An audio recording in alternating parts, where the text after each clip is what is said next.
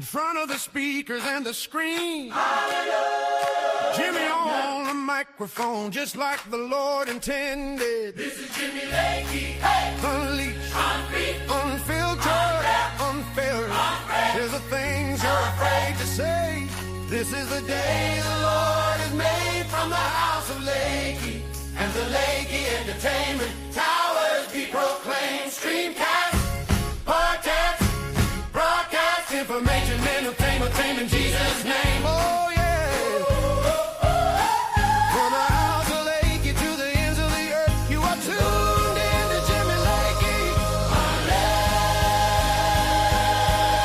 Oh, this is Jimmy Lakey. Yeah. Unfilled. Unafraid says the things you're afraid to say. This is the day the Lord has made from the house of Lakey. And the Lakey Entertainment Towers be proclaimed. Streamcast, podcast, broadcast, information, infotainment in Jesus' name.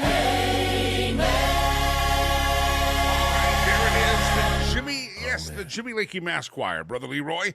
The day the Lord has made, and here we are gathered together once again. My friends, I feel like I was calling a wedding together. Here we're gathered together, my friends, like the Princess Bride. Good to have all of you here, wherever you're listening at, wherever you're watching from, wherever you're tuning in at, live or in the past. It doesn't matter. We're glad to have you here on the program today. It's a glorious day the Lord has made. Rejoice, my friends. We're here together on Friday, the 27th day of February, year of our Lord 2026.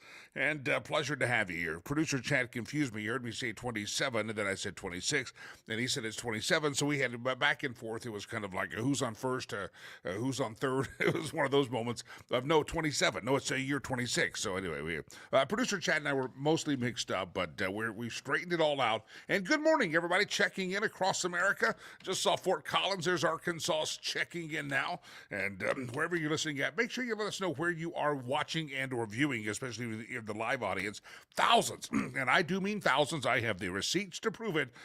People watch and or hear this show, combination every day, and it's a glorious thing that they do. And if you're watching live, we'd like you to comment in the chat room, which we call the comment board, which if you're on Facebook, any of the Facebook page, we're on 3 or 4 Facebook pages, big pages, small pages. We're in the Twitter universe, Rumble, all sorts of places. Wherever you're at, just comment. And most of those platforms show up right here in the studio. And producer Chad puts those on the screen as needed. All right, glorious day. I'm excited. Friday. Delilah, big plans for the weekend? She shrugs her shoulders. Evidently, that means she doesn't have plans, or she doesn't want to tell me any things about the plans. All right, great question of the day coming up, but let's kind of go through some of the headlines that we'll talk about today. Big story that will be happening today is that Willie Jeff, that's William Jefferson Clinton, or Bill Clinton, as you might know him, is going before the House Investigation Committee today, and they're going to sit down and answer some questions. Now, they have not released the full transcript and or I guess the video of Hillary's questioning yesterday, but supposedly that's going to be coming out here maybe even today or this morning. I would guess they will release that after they get Willie Jeff back in behind the closed doors and sworn in, and then they'll release it to the public because they're going to release it, they say, but the sources say, people that were there, say that there were several questions that they asked about relationship with Jeffrey Epstein. By the way, Hillary says she never remembers meeting Jeffrey Epstein. She had some kind of a casual acquaintance, she said, with Ghislaine Maxwell, is that how we say it? And but she doesn't know she ever met Jeffrey Epstein. But there were several questions, according to sources and people in the room, that she would defer and say, you have to ask my husband that tomorrow. And one person I heard phrase it and said, it's almost like she sounds like she was throwing Willie Jeff under the bus here because several questions, she says, I don't know, you have to ask my husband that question. So Hillary plays dumb, and Bill Clinton is going to testify today. Now, there was a breach that happened in the hearing yesterday, a breach in which the Hillary's attorney stopped and said, we can't continue, we got to take a pause. And there was a photo that started circulating on the internet of Hillary Rodham Kankles Clinton sitting there talking, and it got linked out to who's the blogger? Anyway, it got leaked out there, and to Benny Johnson.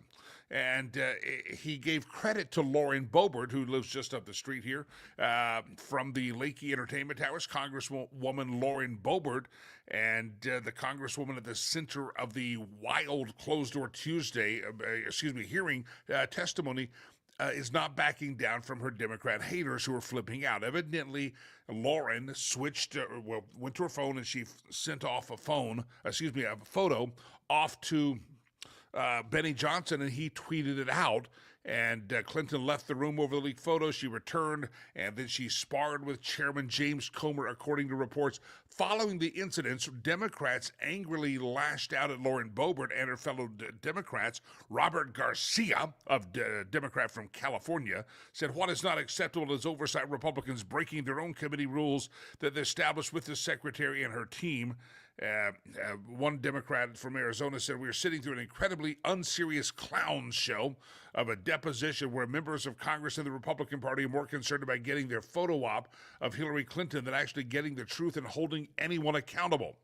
Boebert responded perfectly to the outcry over her picture referencing an event that Hillary Clinton would love to forget. no U.S. ambassadors were harmed in the taking of today's U.S. photos today, the hearing. The post by Boebert is, of course, to the reference of U.S.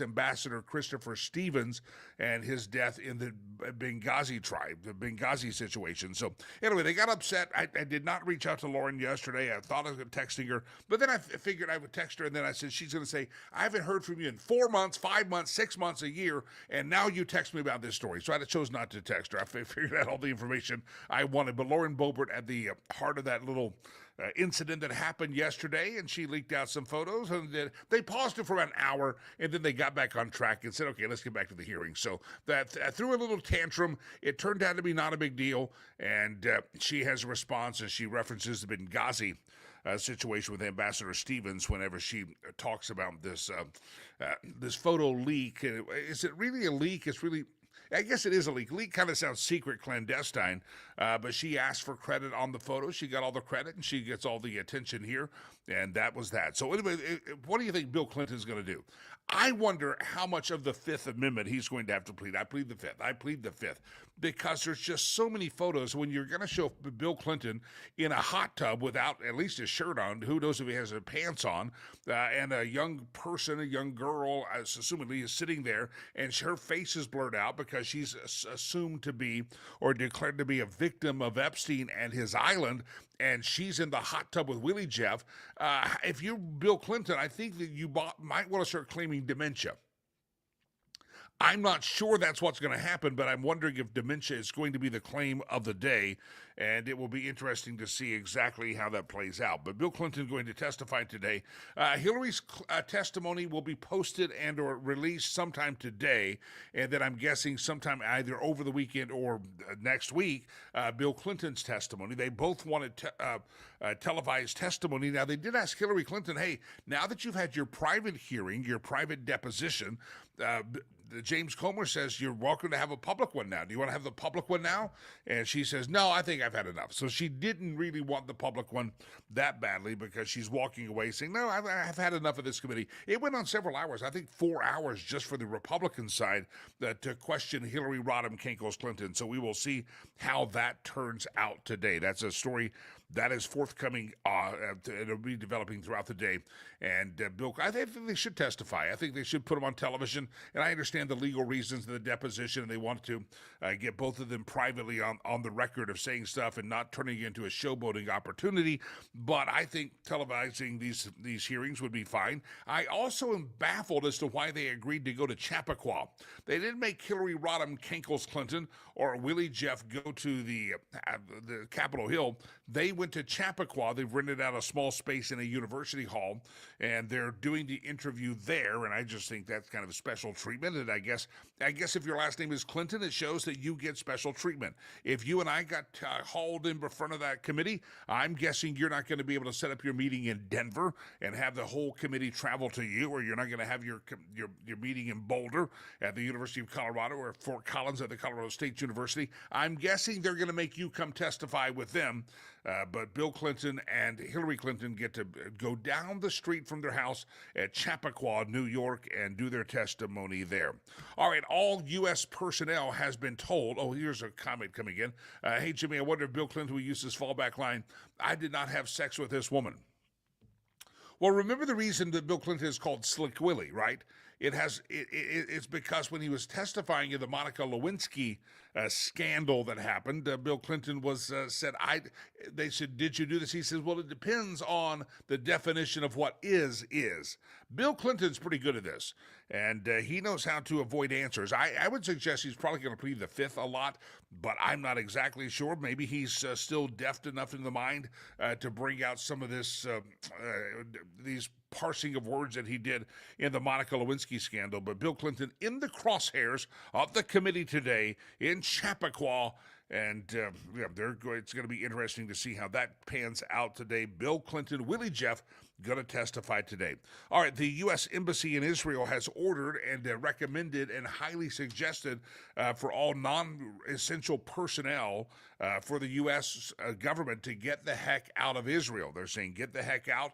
It's time to evacuate the nation, which tells you that possibly we're closer on the timeline than we realize, or maybe we know, on military action against Iran. So we will find out what happens there. The U.S. Embassy is telling Americans in the nation of Israel that if you don't need to be there, if you don't have to stay there, it is time that you evacuate the nation of Israel. That is a big-time story breaking this morning. Evacuate Israel. If you don't need to be there, get the hell out of Dodge, and that's what they're encouraging people to do. All right, one quick question of the day, then I want to go to my guest, Michael Letts, who's waiting in the green room for me. I see him this time. Last time he snuck in, I made him wait because I didn't think he was there. But here's a question for you. People have started listing, there was a survey, an online poll, about things that people used to buy because they used to be cheap.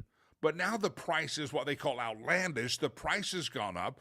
And so to protest and or to just based on budgetary matters, people are going without these items. Generation Xers remember maybe going out to breakfast with parents and grandparents and would see them refuse to order coffee because it used to be a lot cheaper. Or I remember we had to keep the menu away from my grandparents because they wouldn't order. They thought it was too expensive to eat out. So what do you want? You want an enchilada? Okay, we'll get you. If they saw the prices, they weren't going to order. They were WW2 Great Depression babies, and they thought it was too expensive to eat out. But we'd take them out to eat, and I remember, don't let them see the menu, especially grandma. She cannot see the menu. Well, the price of coffee is up, and some people are maybe feeling that way. I don't order coffee out anymore because it's a lot cheaper. We have become our grandparents. Well, people are now listing in surveys and kind of online discussions about everyday things they refuse to buy because they used to be cheap, and now the price is outlandish. I mentioned this question to producer Chad, and he said beef or steak. And that's actually the number one answer. A lot of Americans say, you know what, I'm not eating the beef anymore because it's become too expensive. It's outlandish in price. Number two on the list are concert tickets.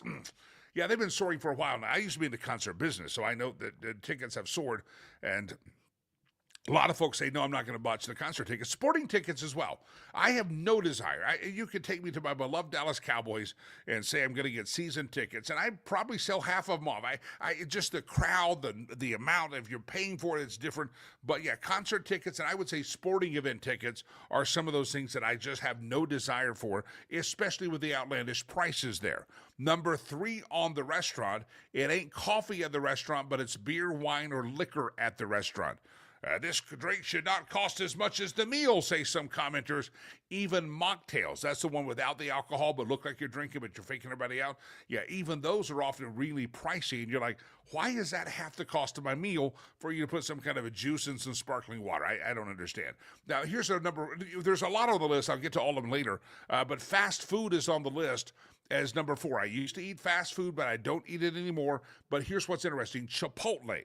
The fast casual dining restaurant, Mexican restaurant Chipotle, was mentioned several times by name. Like they could have given Chipotle its own category, but instead they lumped it in with fast food. So fast food, but Chipotle specifically, people say to hell with it, I'm not going to eat. Now, I told you the story a couple of weeks ago when my son was home for the recent break, was a Christmas break. He went back in mid-January to college and late January.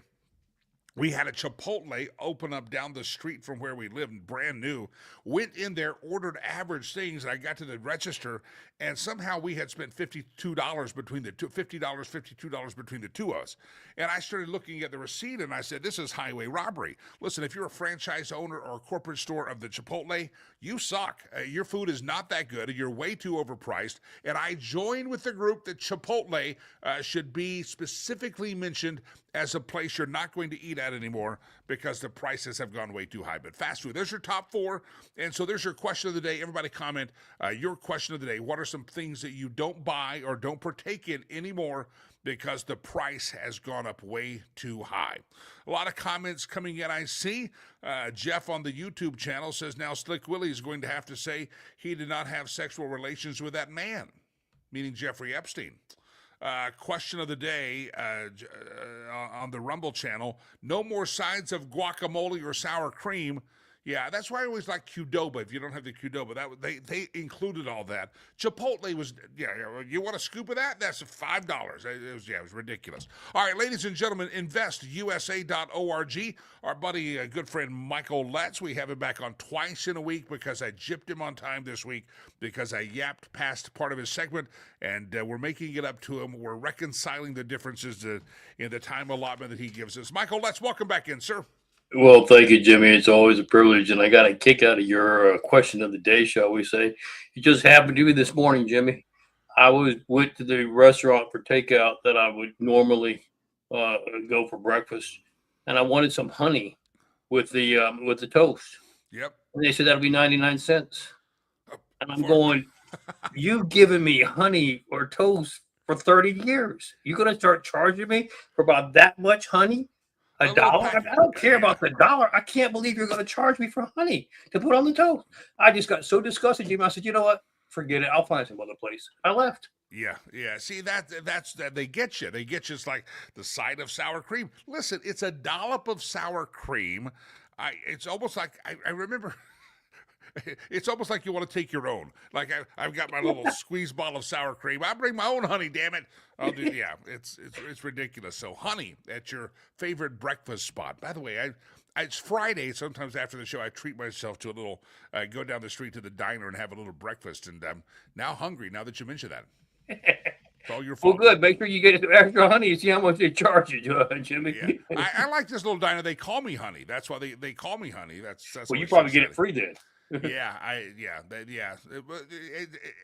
They'll charge. Let's just say I got called out when I slapped somebody on the bottom. You're not supposed to do that. Hey, honey, it's not good. I never did that. All right, Michael, that's good to have you here on the program. Weird story coming out of Cuba a couple of days ago that the Cuban military shot up an American boat with some people on it. What do we know happened here? Marco Rubio says he doesn't believe the Cubans, and he says he's going to respond to Cuba very appropriately. Was this an attack on a cartel? Was this U.S. citizens? Were these poor innocent fishermen? What the heck happened off the shores of Cuba this week? This was U.S. citizens, Jimmy. And this was Cuba being overly anxious and trying to be aggressive in asserting, because, Cuba knows what's coming. They're next on the list. I mean, their economy is in the tank because we are refusing to allow any oil from Venezuela to go to Cuba to help offset their economic depression. And so they're trying to push back. And so there was this speedboat. Well, of course, in their mind, speedboats and drugs are in the same sentence. It was American citizens, and they were not doing drugs, but they weren't going to pay any attention. In fact, quite frankly, I don't disagree with their assertion. You've got the Cuban Coast Guard. Nobody knows what those people are going to do. You want to get away. You don't want to have a confrontation with them. And Cuba chose to engage. And they're going to have to pay up to it now, because I agree with Marco Rubio. We're not going to accept your flimsy excuses for answers that are not true. We know you've attacked American personnel, and that's a big no-no. What do you think will happen? It's interesting that it sounds like the administration has told Marco Rubio, you tell us what you want to do, and we'll put the bombs wherever you want them. Is this going to be some sanctions? Is this going to be military action? What would you suspect will be our response? I suspect we're going to have this, Jimmy. Their economy is just about to the point of collapse because they just don't have any sustenance to keep it alive. Once they do that, they have already asserted that they're telling their citizens, you try to get out of line, you try to do what they did in Venezuela, we're going to shoot you in the street. We're going to send a very clear message. We've already got a presence there at Gitmo Bay. We already have boots on the ground. You decide you want to fight your citizens, and you're going to quickly find out you're fighting the U.S. government, and we're just going to have a total collapse of your system and finish off your troops. So I think they know it's coming. I think they know they're fixing the collapse. So I think we will back the collapse and make sure that Cuban people once again have freedom as they used to have decades and decades ago. And communism will be a thing of the past in the Western Hemisphere. It's going to be very interesting. They're using that energy and gas or whatever to strike down these American citizens. They're in dire straits in Cuba. They don't have any gas. They've told airlines, don't come here because we can't refuel you. I mean, they've got a lot of other problems besides worrying about a boat just off their shore of American citizens. It seems like the Cuban government might have bigger fish to fry, but they're not frying those. They're attacking Americans. Well, they thought they would send us a message, and I guess their messenger didn't think it through that Cuba is still a powerful, mighty military force to be reckoned with, and you had better make sure that you think twice before you do anything adverse to the Cuban government. Well, you remember they're the ones that sent the bodyguards from Madera in Venezuela. You saw how well that worked. They didn't get back a full casket. They got back little, looked like jewelry boxes full of dust, is about what they got back out of 52 of their personnel that they had sent. So that message was ill conceived. And if they think that that made a difference, it just made things worse for Cuba. And now it's the payday has arrived. On a change of topics, I know you are connected with the administration. You know many of the cabinet members. Give me your take. You're sitting at home watching the State of the Union address the other night. Give me your take. Were you your thoughts? Did you see something that maybe the rest of us didn't? Maybe you watched some elbowing among the cabinet or some side giggles among the cabinet. Give me your thoughts. You obviously, with your perspective, you have different paradigm to the rest of us. Your thoughts on the State of the Union. Well, I think the president did a fantastic job. It's not just because I like the president, it's because actually that was factual. Here's a couple things that occurred that if you weren't really paying attention, you might want to go back and review that tape.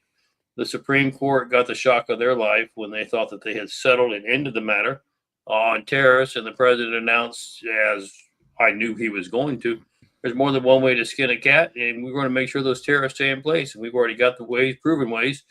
Quick overview for our listeners: what's going on with tariffs? Congress declared that they were taxes, or tried to get the Supreme Court to believe they were taxes, because there were tariffs different levels across the world. If China was charging us 50%, we charged them 50%. If Thailand was charging us 10, we charged them 10. And so since there are different rates, they tried to say that was a taxation issue. So the president just came back and said, okay, the Constitution is very clear on tariffs, that it's the role of the president of the United States. So that you don't think it's a tax, we'll make it one tariff rate, period, across the board, whatever it is. So you've got people who perhaps are getting better now, countries a little better rates because of that. But you got a lot of people who had negotiated better tariff rates than what the uniform was across the board, and they're trying to come back and say, no, we negotiated a lower tariff rate. We want you to keep yours. And so we're going to get tariffs either way, and now we're going to have to be able to go back and renegotiate and get some more cash than what we were getting before. Only 4 of the 9 Supreme Court justices made it to the speech. Some conservatives and liberals skipped, had dinner plans or rearranging their sock drawer. They didn't show up. But it was interesting to see Chief Justice John Roberts. I don't know if it looked like he was about to cry, wanted to cry. It was just a strange look. Maybe he's just tired that day. But you had to sit there, and I thought President Trump handled it masterfully. He said, an unfortunate ruling. That's all he said. I thought that was good. Maybe Roberts was sitting there bracing, ready to get bullied from the bully pulpit, but he didn't. It's interesting, the dynamic of John Roberts watching, and it looked weepy to me. Maybe it's allergies. I don't know. Well, then when you took a look at Amy, when she was on the far right-hand side, she looked like I can't believe anybody would not think that we are the ultimate authority, that we have spoken. At the end of it is not to be discussed anymore. Let's move on. And I think the president was exactly right. No, we didn't elect the Supreme Court to run the country. We elect the president to do that. The Constitution is very clear. And just because you think that you're going to run the show doesn't make it so. Yeah. It was fascinating to watch that. I wish Clarence Thomas was there. They might have chest bumped together or something. I'm not sure what would have happened. Well, if he didn't. Clarence probably would have jumped up and done a little dance or something like that. Probably interrupted the proceedings. That's probably why he wasn't there. But Yeah, it was not. Let's talk about law and order. He talked about law and order a lot in his speech. We have lawlessness in these cities, protesting ICE, members of Congress wearing F-ICE buttons to a hallowed and sacred ceremony that we have in the U.S. Capitol. Are we making grounds, you think, with the law and order under this administration? We obviously have a political party that, because Donald Trump wants law and order, they don't give a rat's ass about it. They don't want it at all. Can you give me your take on law and order in America and accountability for crimes that you commit? Are we still getting there despite the objections of the Democrats? yes, Jimmy, we are getting there. To answer your question specifically, are we getting there like we planned, driving 60 miles an hour? No, we're doing about 20, 25 and creeping along to get there because of all the roadblocks that they have put into place. But here's how important this situation is. We're talking about Mexico, what occurred with Mencho and the American tourists that are still trapped there in Puerto Vallarta, Guadalajara, etc.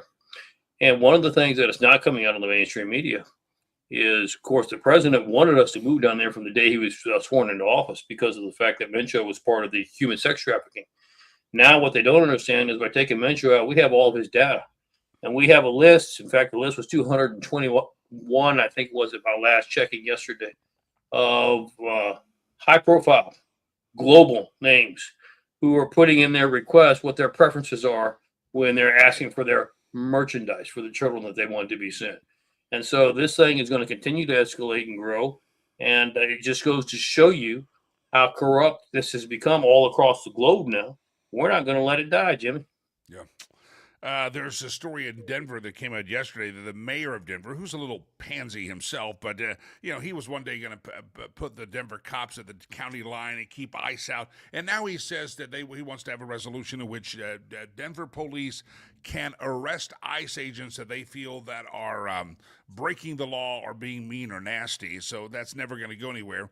But you also have New Jersey advancing a bill through their legislature that would curb federal agents from even associating with local police or even entering the state. So you still have these bastions of idiocy, mostly a blue idiocy. It's out there, whether you're the stupid-ass mayor of Denver, whether you're the legislator of New Jersey, demonizing federal agents for simply wanting to come to town and do what is on the books to enforce law in America.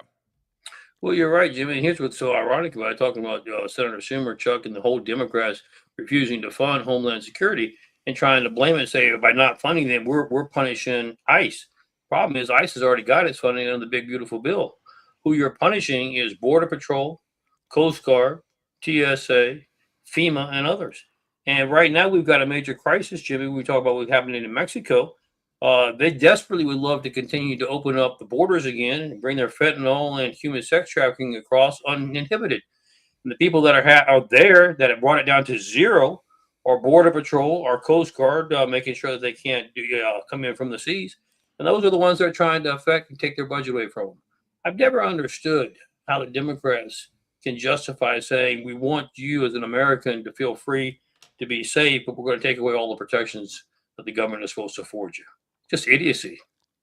It's amazing, too, and the media, most of the media and the politicians don't seem to realize if you don't like the actions that ICE is taking, then you should go and change the law, and therefore they would not take. They're only enforcing the law, and it's almost like the politicians are pretending and the media pretending they're doing something else. No, the law is they are immigration and customs enforcement. They're there to enforce our immigration law, our customs law, and if you're here illegally, they're there to enforce it. That's what the law says. So by wearing a button that says F ICE, you're basically saying F the law of the land and the enforcement of the law.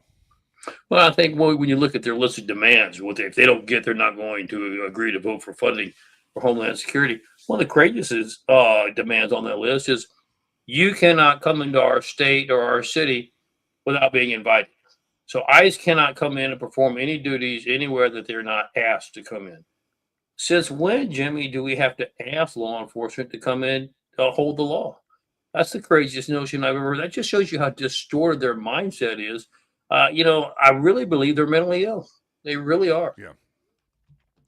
And lastly, there's a story, speaking of law and order, the Department of Justice is suing 5 different states, including 4 of them being red states, because the DOJ, under Harmy Dillon's purview assignment, they're wanting to review the voter rolls, and some of the states are not giving the federal government access to the voter rolls, and so the DOJ sued 5 more states on yesterday, asking, and the latest are targeted at states of Kentucky, New Jersey, Oklahoma, Utah, and West Virginia. They're trying to clean up the voter rolls ahead of the November midterms, and some states not really cooperating. What's up with the places like Oklahoma, my friend?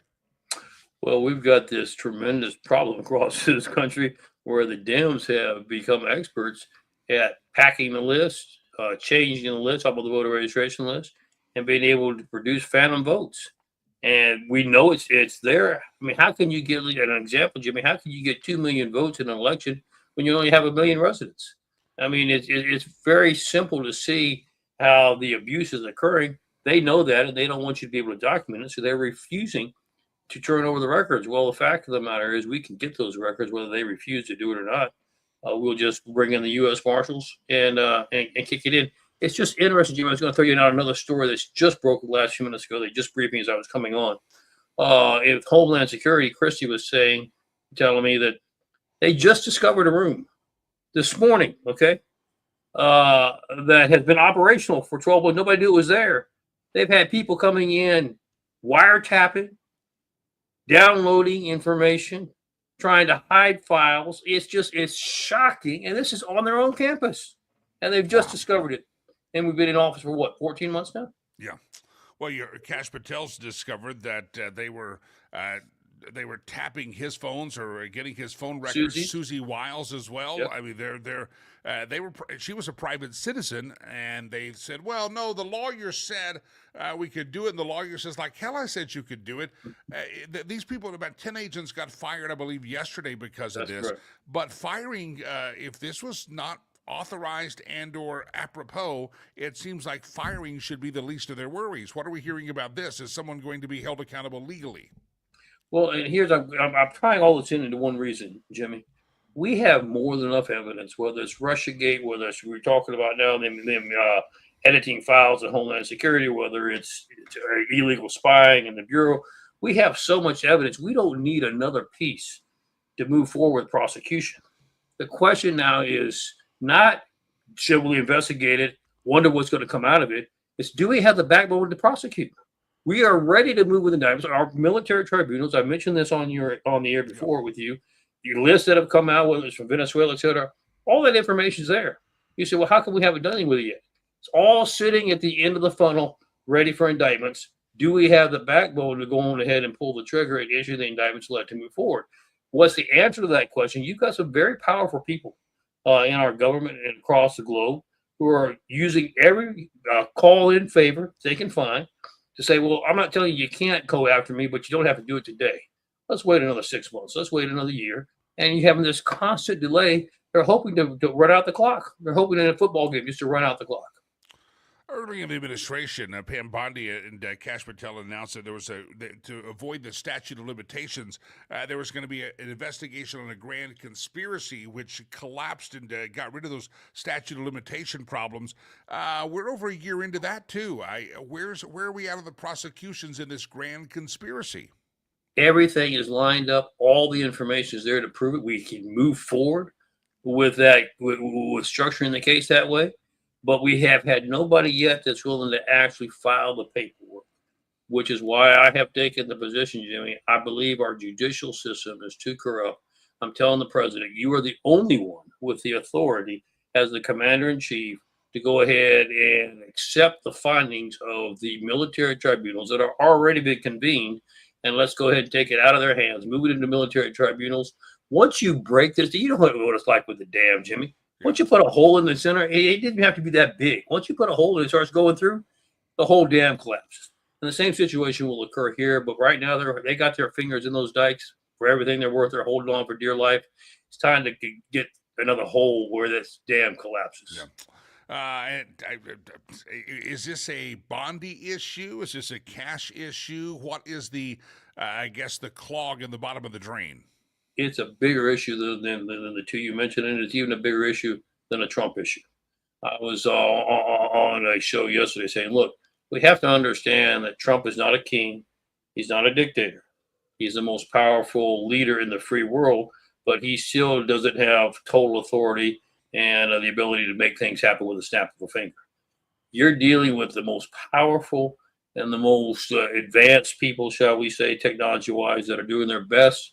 What we have to do is not allow them to put this on the back burner. We have to keep it on the front burner, pressing forward. We do have that card I just mentioned, a card that they cannot stop and overcome if you pull the card for military tribunals. What we are hearing is that, hey, but I got a friend. He just wants me to delay it a little bit, Jimmy. You know, I mean, what's delaying a day or two? All the friendships have to stop. I can't protect you anymore. I know we may go back for 100 years, but it is what it is. We're going to let the chips fall where they may, and that has to start if we're going to get this thing moving forward. As long as we continue to allow friends to try to help friends, Jimmy, we're going to be in a mess. Yep. Speaking of investigations, one last question. Hillary Rodham, I call her Kinkles Clinton, she testified yesterday, and I guess a lot of her answers, we don't know for sure. Supposedly she said this, you got to ask my husband that. You got to ask my husband that. What are we going to see with Bill Clinton today? Is he going to try to dance on the head of a needle and ask what the definition of is? Is he going to plead the fifth? Is he going to say, you should have asked Hillary that yesterday? I don't know. Sounds like she was throwing Bill under the bus yesterday. She was definitely throwing Bill under the bus yesterday. She doesn't want anything to do with it. She wants her hands washed clean of it. Problem is her hands are dirty, and it doesn't work that way. But she moved that shift. She put Bill in the spotlight. Bill today, you're going to see how eloquent he can still dance, even though he's advanced in age. And this will be interesting to see, because we all know that the older you get, the little slower you move, Jimmy. So we're going to see whether he's still got some moves left in him or not. I suspect that he's going to foul up and trip over his feet a few times today, and find out that he's in a lot more trouble than he realized. Well, I said this last week when the arrest of Prince Andrew happened in Great Britain, that the Clintons and other people had to be looking, going, okay, if they can get royalty, it's all fun and games until they start arresting people and hauling them Correct. off. And I wonder how many people saw the perp walk and the arrest of Prince Andrew around the globe and went, oh, now it's getting real. And the sad part about this, Jimmy, with the story you just mentioned, is we all know that UK is having its internal problems, with corruption, et cetera, et cetera. But yet they were willing to out one of their royals first before we outed those that are in power on this side. It's kind of a shame. I would have wished we'd have been first in that category. Yeah. Michael, that's always a pleasure, sir. Your website, investusa.org. Still got a lot of crazies out there, some of them sitting in the hallowed halls of Congress and their followers that would like to make sure that cause problem for law enforcement officers. And eventually, some people don't even care if the law enforcement officers survive.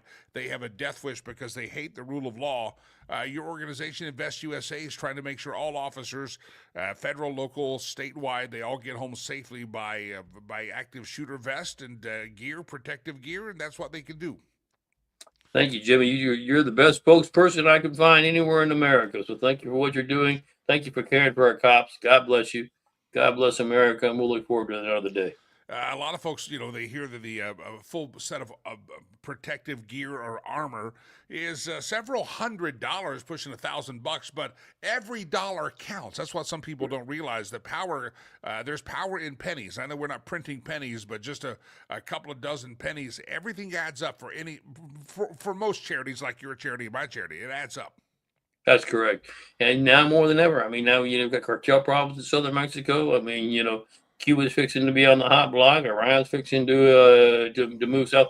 The reason why I mention all these countries is they all have presence in America with terrorist organizations here, and they're just itching to pull the trigger to cause us problems here in this country. So we need to make sure our cops have the ability to defend us and come home safely to their families. You've got boneheaded mayors like Mike Johnson is his name, the mayor of Denver, and he's putting ICE agents in harm's way by his rhetoric. Right.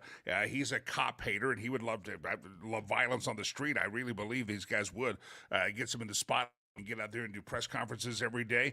You have the New Jersey legislature going to put cops and law enforcement officers in danger. So it's real. It's on Main Street in a lot of places across America, Denver, New Jersey, etc. InvestUSA.org. Follow the bouncing ball. Tinkerbell there. Follow the bouncing ball. ORG, InvestUSA.org. Michael, let's have a great weekend, sir. And if I were working a little diner, I would have given the honey for free. Thank you, Jimmy. You made my day, and I hope we get breakfast after the show. I'm thinking I might. I'm feeling it. Michael, let's InvestUSA.org. How dare them? Got to charge him 90. The packet of honey he's talking about. They put ketchup in the same thing. It's 99 cents. That's highway robbery. These people are insane, my friends. I'm telling you, if you're going to charge 99 cents for that little packet of honey, tell me you voted for Joe Biden without telling me you voted for Joe Biden. That's what I say. Tell me you're a commie without saying you're a commie. That's what you have. 99 cents for honey. I mean, you probably overcharged us for breakfast already, right? You already overcharged for breakfast. It's like Chipotle. Listen, you're charging, it's $50 plus for my son and I to eat there. I'm going to try to put a tip on the little register, and I don't know why. Sign out says, out front says you're making $22 an hour, and you're still asking me for a tip, but I'm probably going to do it.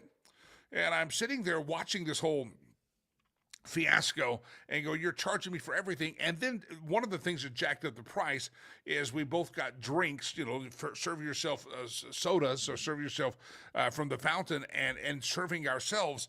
Those were like $3.50 a piece. Like, it's crazy.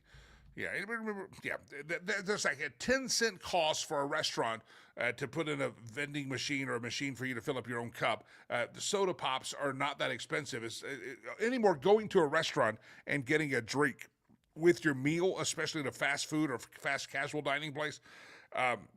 It's almost marked up as much as theaters.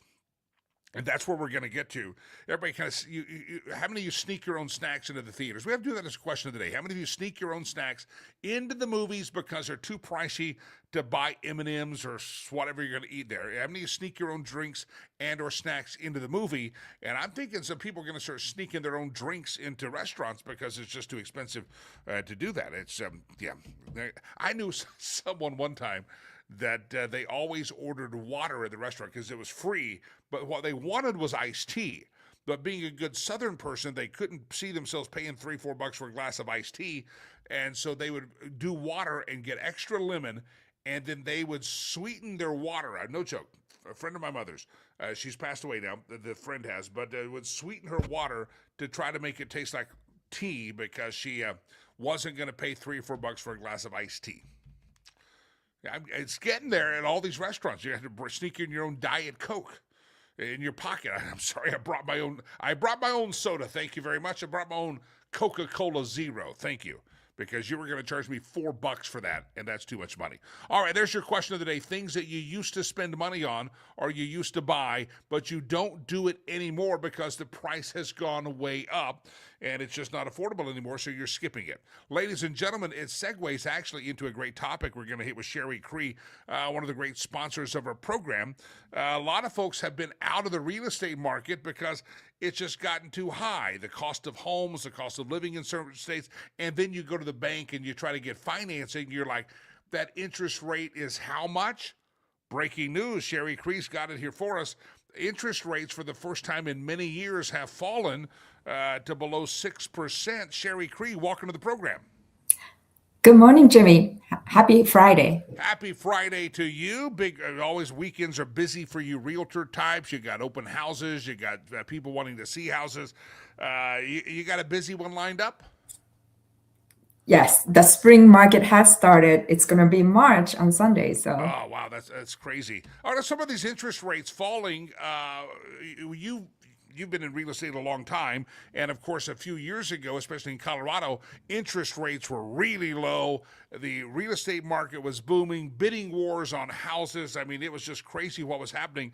How have the last several years with these higher interest rates affected the market? And how do you see this interest rate falling below 6% now going to affect the market the other way? You've seen both ends of the spectrum going on. Right, the completely different market. When the interest rate started climbing up from those ultra low interest rate was the late spring, summer of 2022. And that's when the interest rate started going up. And so to that point, anything you put on the market, they're going to be 10 offers in one day. And showing time slot was limited to 15 minutes to look at the home that you're potentially buying. And then still you couldn't get that 15-minute slot to show the house because it's all full for the whole weekend as soon as it hits the market. So that was a craziness on the ultra low interest rate. And then recent couple years with the higher interest rate as high as 7%. The people, a lot of people, that sentiment was like, okay, it's too expensive to borrow money. So it's mainly affected the entry level buyers for ability to buy a home, but that means entry-level home sellers have hard time selling. So that all the move up trickles upwards in the price point. And so now this week, the interest rate has dropped below 6%. I asked you last night if you thought it was going to continue to go down, and you think right now it could be. It's a good rate now. Later on, if you need to refi, but get in while you can right now. Right now, I believe so. So the last week it was 6.01% rate, and then this week dropped to 5.98%. So it's only 0.03% drop. I think this is huge psychologically. The people feel, oh, it's in the fives, it's better. But in reality, it's only 0.03% change from previous week. So what it does is that, people, it's like a stock market. The real estate market also very respond emotionally. So I think the buyers are feeling like, okay, this is the time. And I'm getting a bunch of text messages and calls from my past clients. Hey, who do you recommend for refi? So a lot of the people who have maybe, interest rate at 7%, they're looking to refinance. And then, so this is a really, spike for the mortgage lenders, not necessarily, huge change for the home purchase. So just to give you an idea, 0.5% rate change in entry-level home purchase, let's say $500,000 home, and then you are doing a conventional loan, 5% down. So it's a $500,000 purchase. It's $25,000 down, and then financing the rest of it with a 30-year fixed loan. And your mortgage payment will drop or increase by about $150 per month. And that means $1,800 per year on the payment difference. So that just, give you our perspective on entry-level home buyers, $500,000, 5% down, 30-year fixed rate loan, mortgage loan, and the 0.5% difference makes your monthly mortgage payment either $150 more or $150 less. And now we're talking about 0.03%. Yeah. So it's not a huge dramatic thing happened in the past week, but psychologically the buyers are more like, oh, it's in fives. We got to take a move. There's a lot of folks that you mentioned the first-time home buyers have been discouraged. Let's say in Colorado, you look at the price of real estate, houses. You're like, how far east do I have to go away from the mountains to actually be able to afford a home? And drive to qualify. Drive to qualify. That's what you do. And sometimes you end up in Lyman, and you're like, wait, I just crossed into Kansas here. I wanted a house in Colorado because you couldn't qualify. This maybe for anybody that's a first-time home buyer, maybe it's you or your kids. This is a time for them to kind of consider getting into the home buyers market, and you can introduce them to people who have programs that help them get ready for their first-time home buyers. So if you've been discouraged and thinking it's never going to happen for you, you'll have to live in a different state. You owe it to yourself. They need to call you, and first-time home buyers, you can point them in the right direction. Yeah, there are tons of resources, down payment assistance program, creative way to structure your purchase. Families can, gift money to support. There are a lot of ways, but I apologize. I didn't respond to your question about where the interest rates are going. So interest rate is more driven by other like economic data, like inflation, like employment data. My personal opinion about where the interest rate is going to go for the rest of the year, I personally think it's going to hover around 6%. It might improve, 5.98 to 5.992, but it's going to be around 6%. Now, depending on the job market and employment data and inflation data, the mortgage will respond, to go higher or go lower, which is a bigger economic, indicators. Everybody go to the website, homeswithsherry.com, homeswithsherry.com.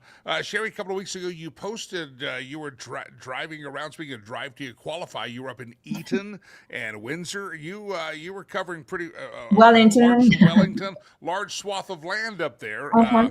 There are pockets of people. There's some really cool houses in some of those areas, and they're not so far off, but there's some very affordable areas up there. Yes. Well, that drive was not drive to a qualified kind of client. They were looking for acreage, so we were like going out from the metro area. Yeah, but for the first time home buyers, I have shown a home in far east, kind of semi Kansas. But you'd be surprised this interest rate. Get in the game. If you were discouraged, it's dip below 6%. Call Sherry, homeswithsherry.com, homeswithsherry.com. And whether you're buying or selling, she'll always approach it that real estate can be one of those things that creates generational wealth. And she wants you to make the right move as a buyer or a seller. And you need to consider, well, you're going to interview realtors. Make sure you interview Sherry and let her earn your business as well. Homeswithsherry.com. Sherry, always a pleasure. Thanks for hopping on, and good luck this weekend. Stay busy and stay safe. Good to see you, Jimmy. Good to see you. Sherry Cree, homeswithsherry.com. Listen, you're going to interview your realtors. I know somebody handed you a card one time, or your next door neighbor used a certain realtor. I don't care. I don't care. You want to make sure you have the realtor that's doing business, that's doing great business, and knows what's happening in the market right now. And let me just say, not everybody who hangs a shingle that says they are a real estate agent means they're really a real estate agent. It means they have a license, means they have a card on the wall or a plaque, but it doesn't mean they're doing the business. And Sherry's in the business on a regular basis, and you got to have a conversation with her. That somebody mentioned the other day, they said, I'd like to, maybe with the interest rates coming down, maybe it's time to invest in rental properties. Sherry's great at that. She can help you find those rental properties. If you want a mountain home, maybe you're out of state, you want a home in the mountains, a place that you can Airbnb it part of the time, live in it part of the time, a condo up there. Listen, she, from Vail to Aspen, Sherry, listen, you just call her. If it's Colorado based and if she can't help you, she'll give you a great referral. Homeswithsherry.com, homeswithsherry.com. All right, your question of the day is everyday things that you used to buy because they have become too expensive. There was no greater joy than going to the movie theater as a kid, as a young adult, even the last 20 years. You go there, you get the popcorn when they started letting you add your own butter to it. That was always a highlight. You could add your own butter to your popcorn. But it got so to where it was so expensive that it was double, triple the cost of the movies in order to get snacks. And so people started sneaking stuff in. I felt dirty. First time I went to with a friend and they pulling stuff out of a bag. I'm like, what are you doing? We're going to get in trouble. I'm a law-abiding citizen here. And I thought they were breaking some law. I don't think we were. But I just saw Stacy. Stacy does say, she admits she sticks stuff in her purse at times and pulls out the snacks because it's very expensive. Well, everyday things you refuse to buy because they're too expensive. Let me give you some more on the official list that people were qualifying or people were commenting on. Is that there are some things that people are saying I'm just gonna have to. I'm gonna just have to. Yeah, I've got to. I'm going to not buy this. I'm going to stop because it's become too expensive. And on the list, of course, number one was steak or beef in general, concert tickets, I say sporting event tickets as well. Buying beer, wine, or liquor at a restaurant. People say, no, it costs too much. Even for non-alcoholic or mocktails, it's too much. Fast food is its own category, but Chipotle was so ratted out for being high-priced, overpriced, highway robbery. It's pirates that run Chipotle. It's like, do the Somalians own Chipotle because it's like Somalia pirates are running Chipotle. It is so high priced. It's not that great of quality for what you get. I could eat at many very fine sit-down restaurants and get better food than I'd ever get at Chipotle. And there's a reason that nationally when people were surveyed, they said fast food and Chipotle. I won't eat there anymore. Chipotle can... Yeah, kiss my grits is what you heard on Mel's Diner, right? High price is overpriced. You got to reduce their prices. Now, here's another thing people have stopped buying. New vehicles. Even used cars are twice as expensive as they were, let's say, 8 years ago. And I know that because I've had to buy my son a couple of cars. He crashed one, it's all that stuff. But cars, people are really, say, especially a new vehicle. I remember when my parents were buying a very Oldsmobile Cadillac. That was kind of the family they were in, the car level. And I remember when the first time we saw the cars, I'd go with my dad to the dealership and negotiate as a little bitty guy. And the first time you saw a car, they went into like 10,000, 11,000, 12,000. Whew, that was a psychological downer. And then you're 20,000. Well, now the average car price in America, what's 50, 60,000 bucks? Yeah, cars are way too expensive anymore. Movie tickets, along with concessions, does make the list. Insurance, although in some cases you don't have a choice. By the way, I just shopped around my car insurance, auto insurance. Highway robbery. The insurance industry for automobiles also run by Somalia pirates. It's too much Somali investment in this country. It's like Elon Omar runs it. It's crazy. Magazines. People don't buy magazines anymore because people say, I'd buy the magazine at the grocery store at the impulse, but it's $14. It used to be $5 or $3. Not going to do it. Here's number 9. Aiden, let's see if this pertains to you. Prices have gone up like crazy, I guess, over the last couple of years, and you're supposed to do it every couple of weeks, and so manis and petties. The manicures and pedicures people have given up on, and they're not doing it as often or at all because it's become too expensive over the last couple of years. Delilah, anything on that one? Aiden? No, don't look at me. You know I like a good mani-pedi. You know that. Don't judge me. But I don't do it all the time. Just on special occasions when I'm feeling pretty. People have also, Instacart and DoorDash, similar services, people are starting to give up on that according to the survey because the markup of the price.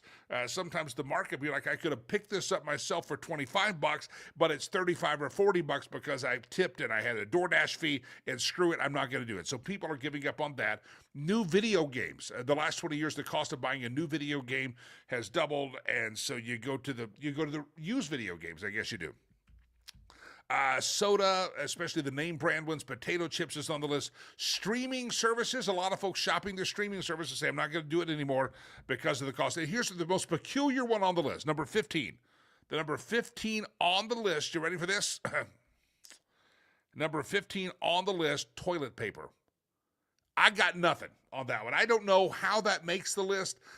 Producer Chad and I had this great discussion before the show. If you ever wonder what's happening behind the scenes, producer Chad was going on a diatribe. He was very excited to let me know that he was shocked that number 15 was there. And he says, of all the things that you'll spend extra money on, it doesn't matter if they're gouging you or whatever, you got to buy the good toilet paper. You got to buy the good stuff.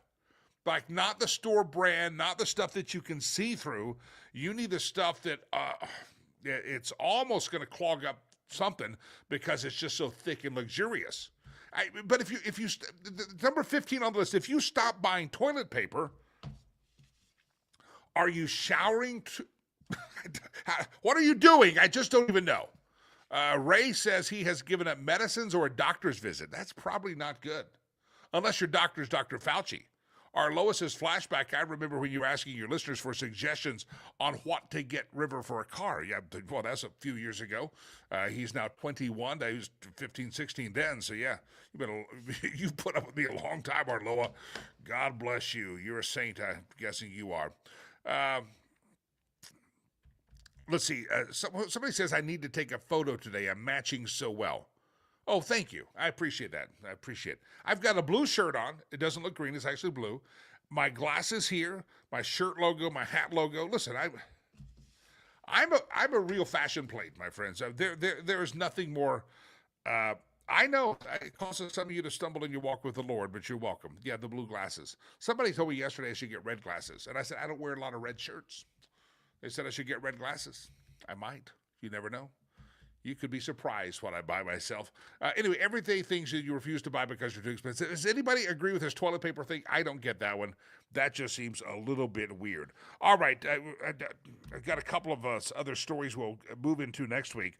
A story that's not getting a lot of headline. There's just other things, but it's very, very interesting, is that Fannie Willis, remember Fannie Willis, the DA in Georgia, Fulton County, Georgia. There is more evidence almost coming out every day of how much collusion that old Fannie Willis had with the Joe Biden Department of Justice. I've got the stories. You can find them at Just the News. They're following it like a really well. If you want to see some of this, the corruption of the Department of Justice under Joe Biden and the collusion of Get Trump of the Fulton County, Georgia stuff. It's really fascinating what they're discovering. She was getting grants given to her for almost like, oh, you're investigating Trump on that? Oh, look, you should have a charity. We give you a grant money. It's really ridiculous how that's been going on, and it's very corrupt. Very corrupt. All these charges in Georgia. He has so many felonies against him. Yes, corrupt. Georgia, the prosecutor, was coordinating every step of the way with the Joe Biden Department of Justice, and it's not a good thing, a very bad thing. We just now put it out there in the room, and I thank you, producer Chad, for making sure everybody knows there's going to be no show on Monday. We will not be here together. Unfortunately, we'll be apart, but absence makes the heart grow fonder. I will return here on Tuesday. Good Lord willing, the creeks don't rise behind this microphone. Monday, you're on your own. I will be traveling. It's one of those trips that I've getting back as often as possible to visit my mother, who is, has been declining in her health. So I'm flying out this weekend. Going to go check on her, and I will be back on Monday evening, so I won't do the show on Monday. There was a time, for a period of time, I was just doing the show on the road, but I realized I just ate into time that I could be either visiting my mother or flying, so I said, no, we'll have to skip the show on Monday. So please forgive me for not being here Monday, but I will be back here Tuesday, and of course, Tuesday is always Carno Tuesday, so that's going to be a very, very, very good thing. There's a lot of logos on your screen, Rivers Promise here, Rivers Promise here, and behind me, and if you're wondering why so many logos, it is a reminder. Thank you, Jeff. I appreciate prayers for my mother. Thank you very much. Dementia is a bad thing. It's not a good thing. Anyway, all that said, a lot of logos in front of your face, and it's a reminder that today would be a fantastic day to make a donation to charity. Now, I know not everybody is going to do that, but it's a great reminder for those of you who have contemplated it to do that. Whether it's a small amount or a large amount, your dollars do make a big difference in everything that we do in Rwanda for Rivers Promise. If you're new to the show and you don't know what Rivers Promise is, go check it out. Go to their website, riverspromise.org. It's on the screen. There's some videos, there's some media stuff you can access, and just kind of learn more about what we do and why I started the organization. But I started the organization to take care of kids that I couldn't adopt. I only got one out of the country. Anybody who knows me know that I tried to get several. I joked that I'm an empty nester in a house that's way too big for me. The reason I bought the big house is I expected like a farm of all these kids, and only one. But I've named it after my son River, and I take care of all these kids, and it's expanded beyond what I thought. Anyway, today's a great day to make a donation. We've sent out a fundraising letter, if you're on our email list, about food need that continues to be ongoing, and I would appreciate anybody to make that donation. $9, just $9, feeds a classroom eggs. They say, eggs, what about eggs? It's protein. These kids don't get a lot of protein. $15, $16, buys them fruits and vegetables for an entire day for a classroom of about 30. I broke it down in the newsletter, but any amount that you give, just hit greatest need, and greatest need is food. And today would be a great day. If you're getting paid today, you get paid on the last day of the month. Think about it, pray about it, and see if that's something that you feel inspired to do. I would appreciate it, and more so the kids in Rwanda would be excited about that. Somebody asked me, when are you going back next? I don't know. I should be there right now. I'm jonesing to be there. Usually I'm going in November, December, and then I'm there in, again, January, February. I did not make February. April's looking full. March is looking a little bit, it's right here on us. So I'm guessing it's going to be May or June before I get back over there. But I'm going to do my best to get over there as soon as possible. If you're ever interested in a trip and going with us, we have throughout the year a couple of trips. And go to riverspromise.org. You can send a message there, or info@JimmyLakey. Send me a message. And we'll make sure you're on the interest list to go to Africa with me. And I'm a pretty good tour guide. On some days, I've got people that I handle that. All right, ladies and gentlemen, it's time for me to depart, and it's time for us to do the stolen memes section of the show. We steal memes from around the globe, and to thank you all the well wishes for Mother Lakey, Mrs. Lakey. Thank you very much. I appreciate all the kindness. Our Lois is always prayers for your mom. Thank you very much, Jeff. Thank you as well. Again, no show Monday. I will be dealing with that and enjoying that time with my mom. So I'll see you Tuesday. All right, let's do it. Round and round the globe we go. Where we steal the memes from, no one knows. All of you Mexican flag-waving protesters in the USA, now's your chance to help Mexico. Head on down to Jalisco. Notice I said that almost like I was a native. I didn't say Jalisco. Go to Jalisco. Jalisco. You're welcome. My name is Jaime Lagos for a reason. You understand that. Head on down, you flag wavers. Round and around the globe we go. Where we steal the memes from, no one knows. There's Hillary Rodham Kankles Clinton, politician on the Epstein list, grilled by other politicians on the Epstein list. It's the fox watching the hen house there in Washington, these oversight committees. Yeah, that's true. Round and round the globe we go. Where we steal the memes from, no one knows. A guy with wounded legs stands up multiple times, shot in the leg, stands up multiple times, and he's shot multiple times, he stands up. And here's these angry Somalis and illegals, and they just sit and scream. This guy's shot in the legs. He's in pain. He's holding himself up by a walker. If you saw the end, they pulled him back and sat him in a wheelchair, and yet he stood for the President of the United States to receive that medal. And there are those carcasses, those fat asses there, sitting there screaming disgrace to they are disgraces to the people that ever elected them and voted for them. Disgraceful people they are. And compare and contrast, my friend, looking at the screen, the gentleman there, that's a real American. You people, you wonder how our Congress devolved into such stupidity as those two women, especially, case in point. Round and round the globe we go, where we steal the memes from, no one knows. The barista, there she is, standing there waiting for me to give her 125% tip for microwaving a sandwich. Whew, boy. She drive a Subaru. Look, I'm throwing that out there. Could be a Subaru driver there. Don't yell at me. Round and around the globe we go, where we steal the memes from, no one knows. This is great. I love this image circulating. This guy got the Ukraine flag pin, virtue signaling on his lapel, big Democrat. I have an American and Ukrainian flag. But this little lazy butt couldn't stand up or clap or applaud or even give eye contact when a Ukrainian refugee was violently murdered by a career criminal, and her mother was there in tears and emotional, and it's not good. Not good. He couldn't stand up. Stacy says, I can't stop laughing. About the Subaru? No, look at that. Tell me you drive a Subaru without telling me you drive a Subaru. Tell me you voted for Kamala Harris without saying I voted for Kamala Harris.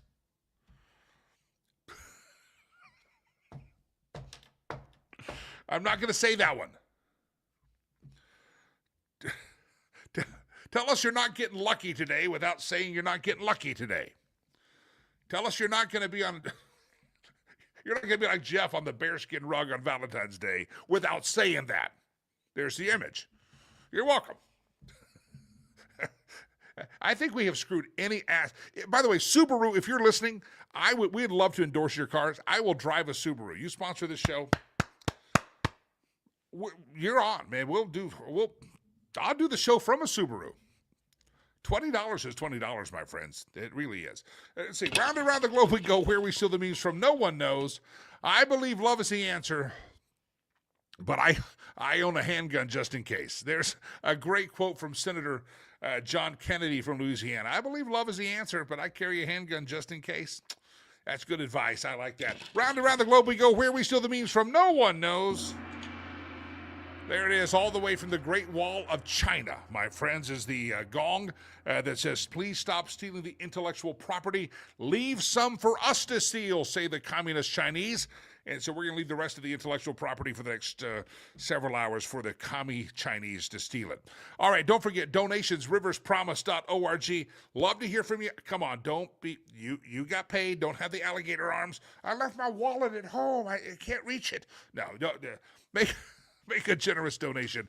riverspromise.org. I wish you all well today. I pray that your Ford or your Subaru, your Nissan, your Mercedes, your Porsche, I pray that they never break down. And I pray that you look sexy as all get out. Sexy as all get out driving a Subaru today. Ray says, thanks for the image of Jeff on a bear rug.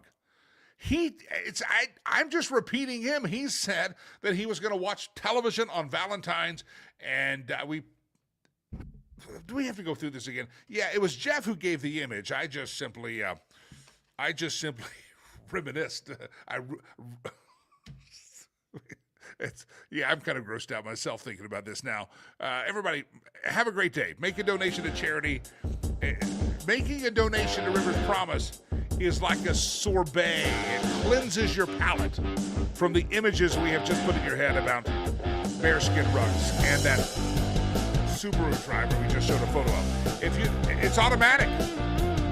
You donate to Rivers Promise right now, those images will, like Men in Black, poof, they all go away.